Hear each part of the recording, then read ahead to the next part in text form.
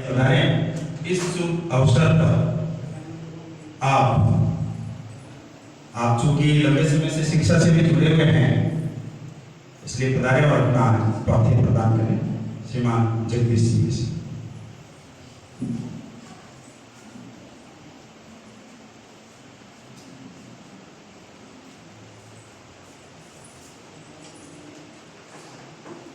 इस स्वतंत्रता दिवस समारोह में पधारे हुए ज्येष्ठ भ्राता श्री सोहन जी एड़ाऊ, डॉक्टर साहब श्री नरेंद्र दास जी वैष्णव, लाल चंद जी सोनी, पूनाराम जी चौधरी और मेरे अनुज भ्राता श्री धनराज जी एवं मेरे भतीज ललित वैष्णव, स्थानीय विद्यालय के संस्थापक जी श्रीमान गोविंद जी और समस्त स्टाफ बंधु, साथ ही इस विद्यालय के प्रस्तुति देने वाले समस्त बालक और देखने के लिए आए हुए सभी बालक और बालिकाएं और अन्य जो गांव से पधारे जिसको मैं नहीं जानता हूँ।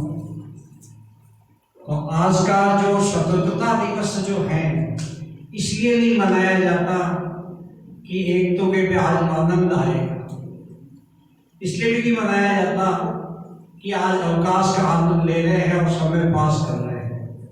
इसके पीछे जो मुख्य उद्देश्य है वो ये है कि जो स्वयं के सुख की आहुति देकर दूसरों को सुखी करना। सरदार वल्लभ भाई पटेल, सुभाष चंद्र बोस, कई नाम गिनाए जिन्होंने अपने सुख की आहुति देकर के अपने को सुखी किया। वो स्वयं मरे, बलिदान हो गया देश में और अपन आज सुख से रह रहे हैं। वरना गुलामी की स्थिति उसी को पता है जिसने गुलामी की है, जिसने किया नहीं उसको क्या पता। जाके पाव फटी न बिवाई और वो क्या जाने पीढ़ी पर रही। जब मैं स्कूल में था तो बच्चों को पूछा उनका हारमोनियम की आवाज अच्छी लगती है? नहीं सर। तो गिटार की अच्छी लगती है? तो नहीं। तो मैं क्या प्रार्थना की घंटी की आवाज अच्छी लगती है? तो वो भी बढ़िया नहीं लगती है। तो मैं क्या कौन सी लगती है? कि छुट्टी की घंटी की आवाज अच्छी लगती है, क्योंकि वो भी एक 8 पीरियड तक स्कूल में रहना बंधन महसूस करता है। तो इस प्रकार बंधन पसंद नहीं है। मेरी भी इच्छा कई बार होती है कि आदर्श विद्यालय बहुत बढ़िया है और कैसे बिना डंडे और बिना किसी धमकी के बच्चे इतने अनुशासित रहते हैं, कैसे संस्कारवान हैं। सोचता हूँ कि मैं भी इनके साथ कभी 5-10 दिन बिना किसी बाइस में काम करूँ। लेकिन जब बंधन की बात आती है तो फिर मैं इस विचार को छोड़ देता हूँ कि सुबह समय पर उठना, तैयार होना, स्कूल आना और फिर वही पुरानी परिपाटी और फिर वो मैं भी संस्था प्रधान के पद पर काम करने का काम पड़ा है। तो इनके नेचर से मेल खाया नहीं खाया। हो सके सख्त नेचर हो, स्वभाव हो और नहीं बढ़े तो फिर धीरे धीरे इस बंधन से मुक्ति पाने के लिए इसका शौक नहीं है। बाकी काफी जगह पर मुझे ऐसा मौका मिला और लोगों ने भी कहा कि हमारे स्कूल में आ जाओ। तो इस प्रकार जो है कहने मतलब जो ये स्वतंत्रता दिवस आज मना रहे हैं, इसके पीछे मुख्य उद्देश्य तो ये है कि आप स्वतंत्र हैं लेकिन स्वतंत्र नहीं है। स्वतंत्र का मतलब होता है कि अपना मन मर्जी से जैसे भी काम करे वो करे, और मन मर्जी से काम करने वाला व्यक्ति जो होता है वो दूसरों को दुख भी देता है और खुद सुखी रहता है। चाहे दूसरा कितने दुखी हो जाए, मर जाए, परेशान हो जाए, कोई परवाह नहीं, खुद सुखी होना चाहिए। जबकि स्वतंत्रता ये नहीं सिखाती है। स्वतंत्रता सिखाती है कि सुख दे करके सुख प्राप्त करना है। 4 वेद 6 शास्त्र में बातें देखी दो है, सुख दे तो सुख होता है, दुख दे तो दुख होए। तो चाहे वेद पुराण कुछ भी देखिए तो उसमें ये लिखा है कि सुख देने से सुख प्राप्त होता है। लेकिन आजकल लोगों की नीयत बदल गई है, वो खुद सुखी होना चाहते हैं, अर्थात खुद जीना साथ चाहते हैं और जीने देना नहीं चाहते। तो दूसरा सुख पूर्वक जिए ये उनको पसंद नहीं है। और इसके पीछे कई कारण है, जिसमें मुख्य कारण मैं समझता हूँ ईर्ष्या, जलन, जिसके कारण से जो है ये दूसरों को सही ढंग से जिलाने देना चाहते हैं। कोई प्रगति करता है तो भी जलन, वो आगे बढ़ता है तो भी जलन, ज्यादा पैसे कमाता है तो भी जलन। तो ये जो कारण है 5 जो मनुष्य का पतन करते हैं और जिसके पीछे घर का भी होता है, देश का भी होता है, सबका होता है। कहते हैं ईर्ष्या, कंचन, कामिनी, मान और अधिकार, नर का करते हैं पतन, यही 5 विकार। 5 विकार ऐसे हैं जो व्यक्ति का भी पतन करते हैं, घर का भी पतन करते हैं, देश का भी पतन करते हैं, जिसमें ईर्ष्या, दूसरा कंचन। धन जो भी है कोशिश होती है कि दूसरों का धन भी हड़प लो, किसी के हिस्सा है तो वो भी मैं खा लूं, जिस कारण से जो है व्यक्ति का पतन होता है और देश आगे या घर आगे या वो व्यक्ति आगे नहीं बढ़ सकता, उसका पतन मिलता है। कामिनी तो ये तो सबसे ही खराब है।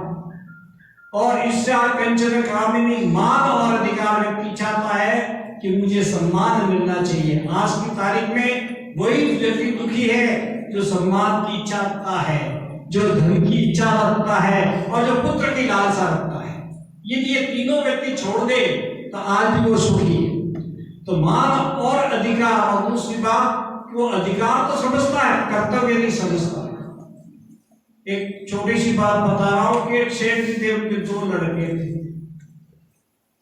सेठ जी का देहांत हो गया, पीछे उसकी पत्नी थी और 2 लड़के थे, अर्थात 2 बेटे और बाप थे। द्वादशा त्रयोदशा सब हो गया, फिर आपस में भाइयों ने सब खेत, पैसे, गहने सब बांट लिए। और फिर जितने में कोई आए, पुनाराम जी जैसे कोई अच्छे बुजुर्ग लालचंदी वगैरह सोच गया कि क्या हुआ कि सब वहां तो राजी खुशी सब निपटारा हो गया, बंटवारा हो गया, कोई लड़ाई नहीं हुई है। तो कि क्या हुआ कि ये खेत इसके रखा और ये खेत में रखा और ये मकान उसके और ये मिल गया, इतने गहना हो गए, पैसे हो गए, बैंक बैलेंस सब कर दिया। तो क्या माँ का सोचा, अरे ये तो भूल ही गए। देखो माँ का धन खाने के लिए वो तैयार है, अधिकार तो है, लेकिन कर्तव्य वो भूल गए।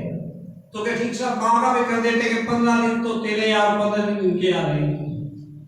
एक बार वो उनकी माँ, बेटों की माँ गई महाराज साहब के पास, महाराज साहब आज आप उदास कैसे हो, इतने ढीले ढीले और बोल नहीं पा रहे हो, क्या आज तो उपवास है क्या? तो नहीं। तो बीमार हो क्या? तो नहीं। तो फिर कैसे हो? तो साहब 1 तारीख से 15 तारीख तक तो वो रखते हैं, 16 तारीख से 30 तारीख तक वो रखते हैं, आज 31 का महीना, अगस्त महीना में आज तक की कहाँ खाएंगे। तो कहने का मतलब यह है कि व्यक्ति अपना अधिकार तो समझते हैं, लेकिन माता पिता की सेवा करना ये कर्तव्य वो अपना नहीं समझते हैं। तो इसलिए ईर्ष्या, कंचन, कामिनी, मान और अधिकार, नर का करते हैं पतन। नर का पतन होगा तो देश का पतन होगा।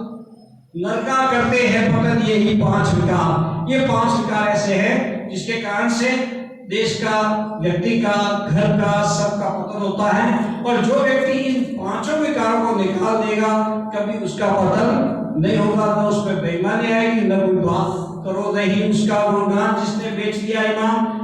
तो आज की तारीख में जो है ईमानदारी अपना आप आ जाएगी, जो 5 जो है बिल्कुल उसमें से निकल जाएंगे। तो आज जो स्वतंत्रता दिवस को मना रहे हैं, मेरा उद्देश्य यही है कि जैसे उन्होंने खुद की सुख की आहुति देकर के अपने को सुखी किया है, ठीक उसी प्रकार यदि पड़ोसी में भी, समाज में भी या अन्य जगह पर भी यदि मान लो किसी प्रकार के कोई दुख में भुगत रहे हैं, होना ये चाहिए कि अपने सुख को आहुति दे करके भी उनको सुखी करने की कोशिश करें। अपना आप सुख प्राप्त करोगे।